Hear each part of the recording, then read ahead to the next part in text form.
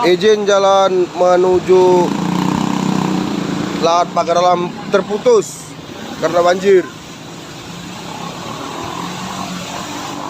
Jalan menuju Lahat Pagar Alam terputus. Balik kanan nggak bisa. Hujan, banjir, air lim.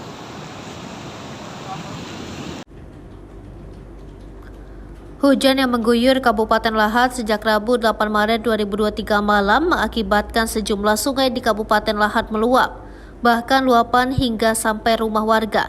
Hal ini seperti terjadi di Desa Tanjung Siri, Kecamatan Pulau Pinang, Kabupaten Lahat.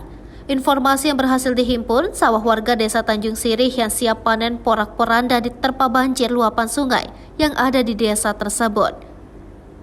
Yayan Japrak, warga Tanjung Siri, Kecamatan Pulau Pinang mengatakan pagi air tiba-tiba hinggah ke rumahnya. Beruntung, katanya saat itu ia dan istri sudah siaga sehingga bisa lepas dari baut. Sementara tampak air deras meninggi mencapai 4 meter hingga menyentuh jembatan Tanjung Siri.